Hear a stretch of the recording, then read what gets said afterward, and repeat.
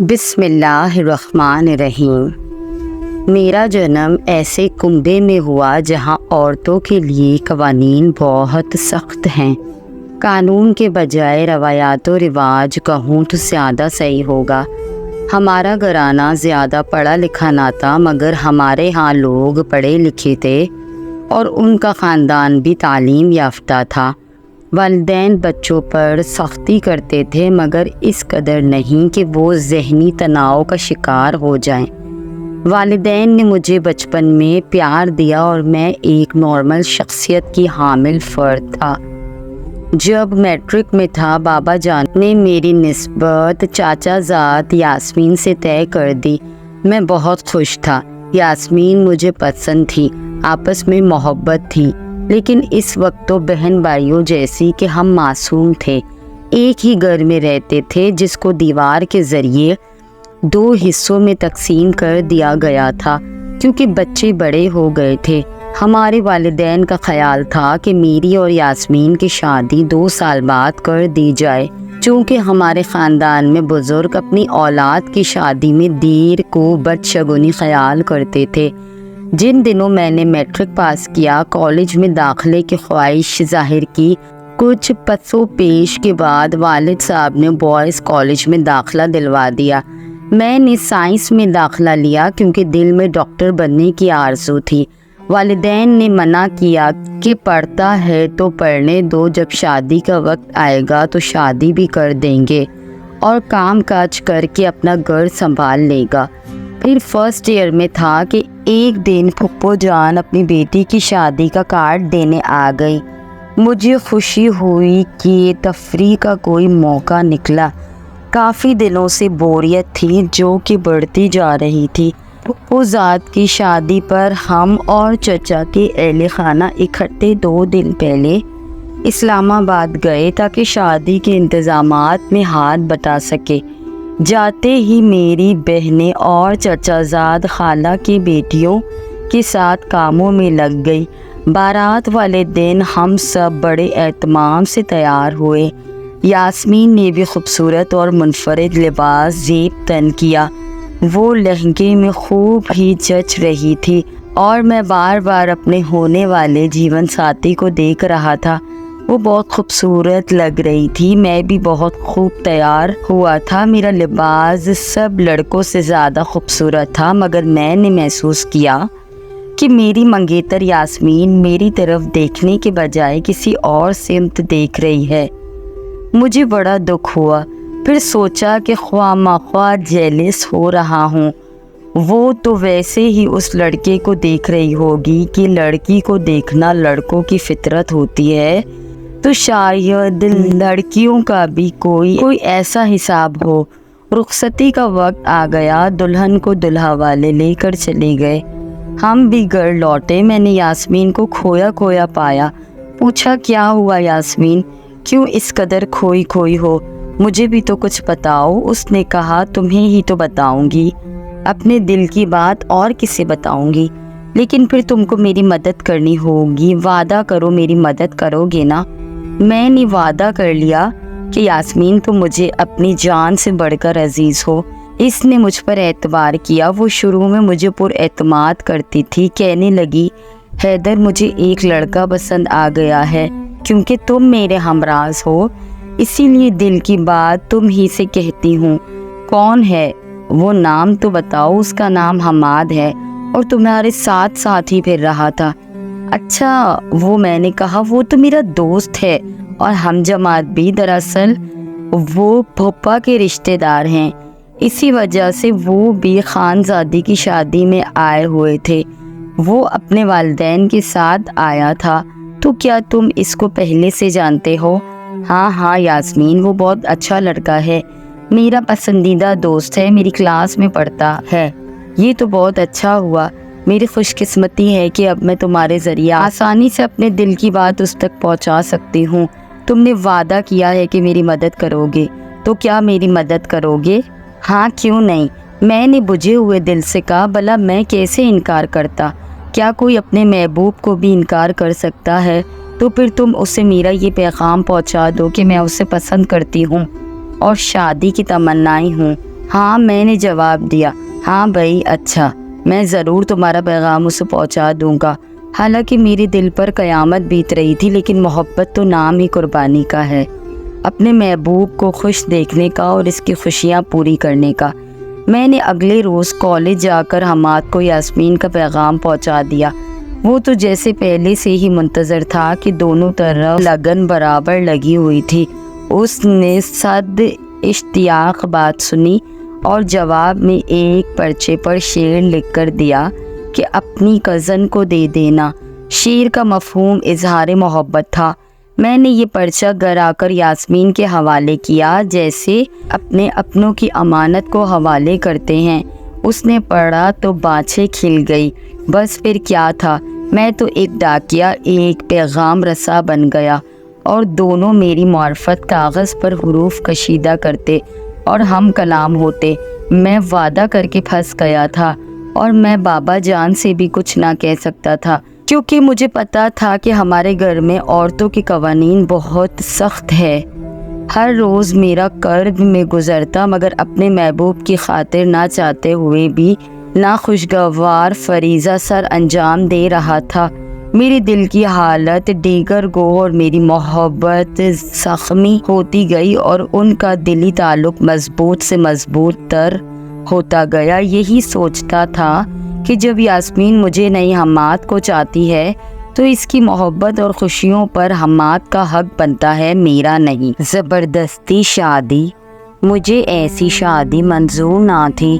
جب جان چکا کہ یاسمین کسی اور سے پیار کرتی ہے، عقل یہی کہتی تھی تم راستے سے ہٹ جاؤ، ان کو راہ دے دو، آگے ان کی قسمت، رب نے تقدیر میں لکھا ہوگا تو انہیں ملا دے گا اور ہمیشہ کے لیے ایک کر دے گا۔ یاسمین تو اپنی کامیابی پر پھولے نہ سماتی تھی۔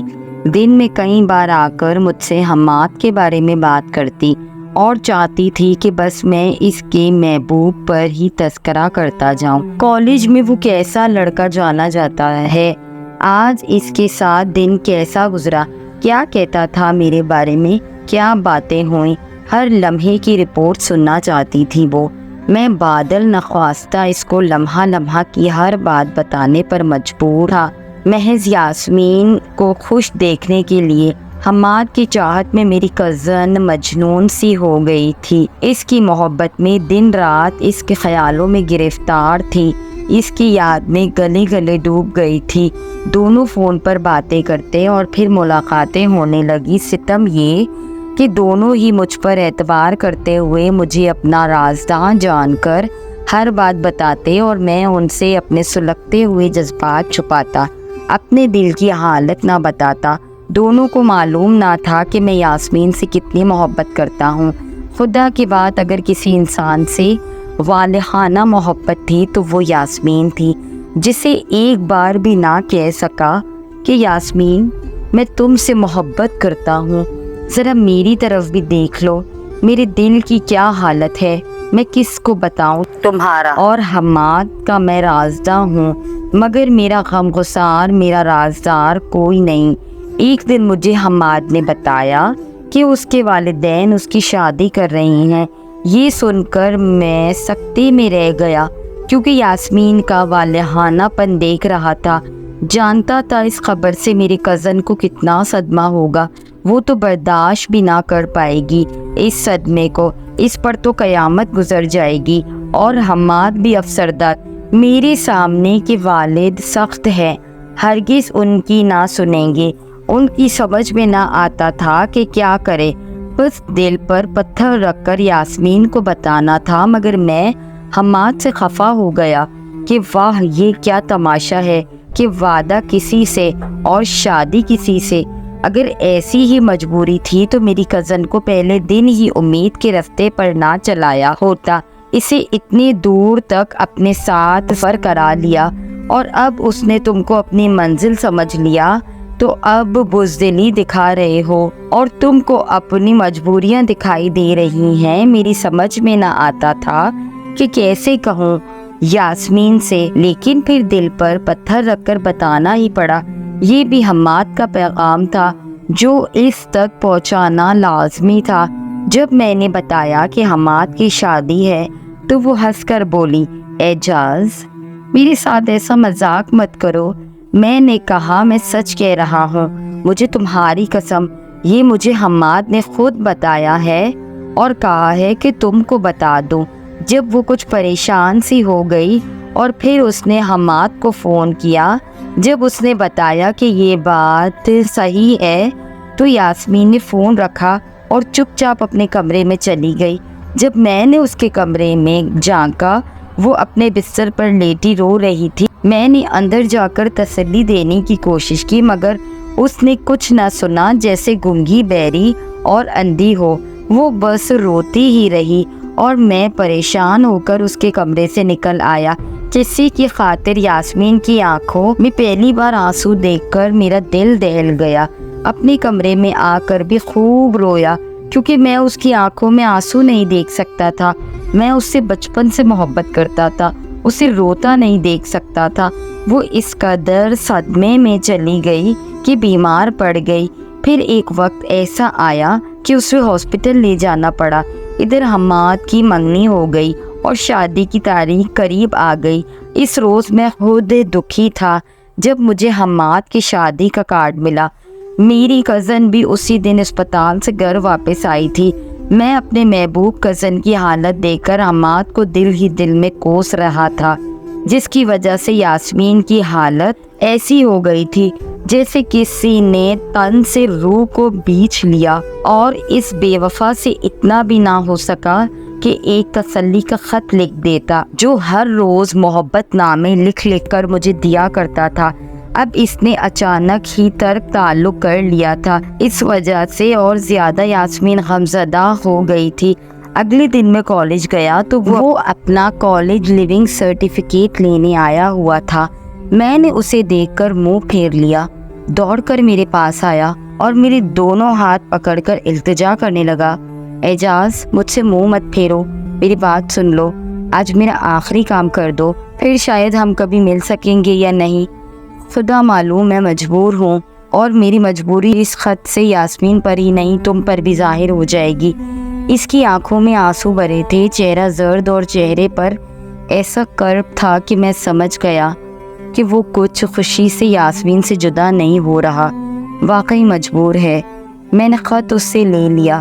گھر آ کر اپنے کمرے میں بیٹھ کر حماد کا خط پڑھا تھا جس میں لکھا تھا، یاسمین آج تم کو یہ آخری خط لکھتے ہوئے میرے ہاتھ کانپ رہے ہیں۔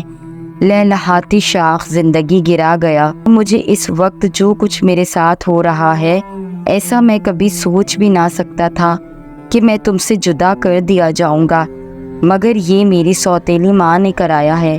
میں کب تم سے جدا ہونا چاہتا تھا، لیکن ان ظالموں نے جدا ہونے پر مجبور کر دیا۔ اب صرف تم سے ہی نہیں، شاید میں ہر کسی سے اس دنیا سے اور اپنی زندگی سے بھی جدا ہو کر چلا جاؤں گا۔ میں آج ابو کے سامنے بول پڑا۔ انہوں نے مجھے مارا بھی تبھی میں نے غصے اور رنج میں کچھ کھا لیا۔ وہ ایک زہریلی دوا تھی۔ اس وقت میرے دل میں جلن ہو رہی ہے اور کھانسی کے ساتھ منہ سے خون آ رہا ہے۔ تبھی بہانے سے کالج آیا ہوں تاکہ اعجاز کو تمہارے نام یہ آخری خط دے سکوں۔ معلوم نہیں کہ واپس زندہ گھر پہنچ پاؤں گا یا نہیں۔ بے شک میرا اس طرح مر جانا تمہارے لیے بہت دردناک ہوگا، اس لیے اس خط کے ساتھ وہ دوا ارسال کر رہا ہوں کہ میری موت کی خبر سنو تو برداشت کر لینا، اگر یہ برداشت نہ کر سکو تو پھر یہ کھا لینا، کیونکہ میں نے بھی اسی کو کھا کر اپنی جان لی ہے۔ اگر میری موت کے بعد آپ میں زندہ رہنے کا دم ہو تو پھر ضرور اس پڑیا کو مٹی میں دبا دینا۔ میں نے تو صرف وفا کی خاطر یہ زہر پھانکا ہے، کیونکہ تم سے جدا ہو کر میں کسی اور کے ساتھ نئی زندگی شروع نہیں کر سکتا۔ میری ماں اپنے پہلے شوہر کی بیٹی سے میرا نکاح کر رہی ہے، جو پہلے سے 2 بچوں کی ماں ہے، اور یہ میرے لیے بالکل ناگوار ہے۔ اس عمل پر نہ کرنے کی بھی کوئی گنجائش نہیں ہے، کیونکہ میری سوتیلی ماں نے میرے ابو کو بھی شیشے میں اتار لیا ہے۔ کل میرا نکاح ہونا تھا، لیکن کل میرا گھر شادی سے قبل ماتم گھر میں بدل چکا ہوگا۔ میں نے گھر والوں کے آگے ہاتھ جوڑے بہت منت سماجت کی، لیکن انہوں نے اپنا فیصلہ نہ بدلا تو اب میں بھی مزید نہیں جیوں گا، ان کو کبھی معاف نہ کروں گا، روزے محشر ضرور ان کی دامنگیر ہو جاؤں گا جنہوں نے مجھ سے میری خوشیاں اور زندگی چھینی ہے۔ خدا ان کو اس دنیا میں بھی زخم دے جنہوں نے ہمارے دلوں پر زخم لگائے۔ کوئی ان سے پوچھے گا کہ پیاروں کی جدائی کس قدر دردناک ہوتی ہے، تو تمہارے دل میں بہت سے غموں کے جال بچھا کر جا رہا ہوں، مجھے معاف کر دینا۔ اس صبر کا اجر تم کو اللہ پاک دے گا کہ تم نے محبت کرتے ہوئے بھی کبھی میرے تن کو میلا نہیں کیا۔ ہم پاک باز تھے، یہی امر ہماری سچی محبت کی گواہی بنے گا۔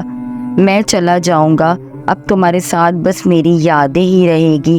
ہمت نہ ہارنا اور یہ بھی مت سوچنا کہ ہم جدا ہو گئے ہیں، نہیں، تم ہی ہو میری سچی اور حقیقی ساتھی۔ ہم مر کر بھی جدا نہیں ہو سکتے، یہاں نہیں تو قیامت کے روز کے بعد ضرور ملیں گے۔ اس وقت میں بہت تکلیف میں ہوں، گھبرائے ہوئے دل کے ساتھ خط لکھ رہا ہوں۔ خط پڑھ کر میں سن ہو گیا۔ کیا واقعی حماد نے اس وقت زہر پھانک رکھا تھا جب وہ مجھے خط دے رہا تھا؟ اس کے گھر کا فاصلہ کالج سے صرف 5 منٹ کا تھا، پھر بھی وہ اس حال میں کیوں گھر تک نہ پہنچا ہوگا؟ اس کا چہرہ اس وقت سرسوں کے پھول کی طرح زرد تھا اور آنکھیں کرب سے کھینچی ہوئی تھی، شاید کہ وہ موت و زیست کی کشمکش سے گزر رہا تھا۔ دل نے کہا کہ یہ خط یاسمین کو مت دینا، مگر میں نے کہا کہ نہیں، اسے دینا ہی ہوگا، ورنہ وہ عمر بھر امیدوں سین کی کشتی میں سوار رہے گی۔ بے شک ایسے زخم جلد نہیں بڑھتے، مگر وقت ان کو آہستہ آہستہ منڈبل کر دیتا ہے۔ اس وقت تو مجھے یقین نہیں آ رہا تھا کہ واقعی حماد نے زہر پھانک لیا ہوگا۔ کیا اس دور میں بھی کوئی کسی سے سچا پیار کرتا ہے؟ میں نے وہ خط جو آخری امانت تھی حماد کی، یاسمین کو پہنچا دیا۔ وہ خط پڑھ کر بہت پریشان ہوئی، لیکن میں نے اسے وہ پڑیا نہ دی جو اس خط میں لپیٹ کر مجھے حماد نے دی تھی۔ اس کو میں نے غسل خانے کی موری میں بہا دیا۔ نہیں معلوم وہ زہر تھا یا نہیں، مگر میرا دل یہی کہتا تھا کہ اس کو تلف کر دوں، سو میں نے کر دیا۔ حماد واقعی جان سے گزر گیا۔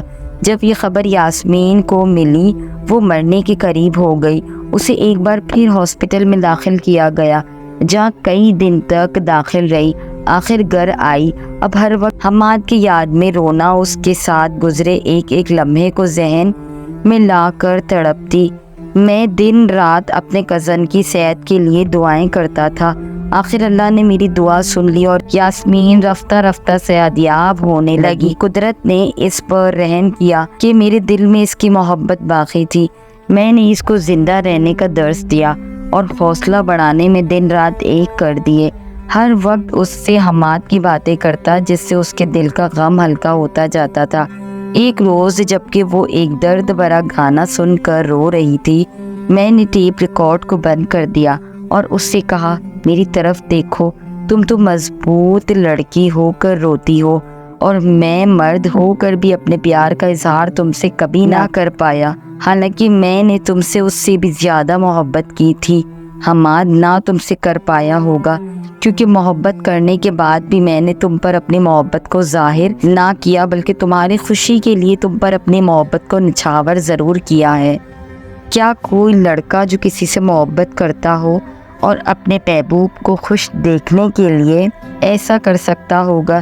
تم کیا جانو کہ کس قدر درد سہا ہے، پھر بھی اس درد کو کسی پر ظاہر نہیں ہونے دیا۔ میری محبت کا حوصلہ دیکھو، مرنے والے ایک بار مر کر دکھوں سے جان چھڑا جاتے ہیں، مگر جو زندہ رہ کر دکھ سہتے ہیں، حوصلے مند تو وہی ہوتے ہیں۔ قدرت کو تمہارا اور حماد کا ملاپ اگر منظور نہ تھا تو اس سے مثبت عزتی سمجھ کر صبر کرو اور میری طرح حوصلہ مند بن کر یہ دکھ برداشت کرو۔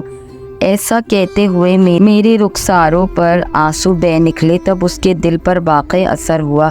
اس نے میرے بارے میں سوچا، چند دن سوچتی رہی ہوگی کہ والد صاحب اور چچا جان نے ہماری شادی کا اعلان کر دیا۔ تب یاسمین نے بھی ان کے فیصلے پر انکار نہ کیا اور خاموشی سے بزرگوں کے سامنے سر جھکا لیا۔ آج ہم اچھی زندگی بسر کر رہی ہیں، لیکن جب حماد کی یاد آتی ہے تو ہم دونوں کو ایک ساتھ رلا دیتی ہے۔ خودکشی حرام، اس نے یاسمین کو نہ پانے کے غم میں حرام موت کو گلے لگایا ہے۔ اللہ اس کو معاف کر دے، آمین۔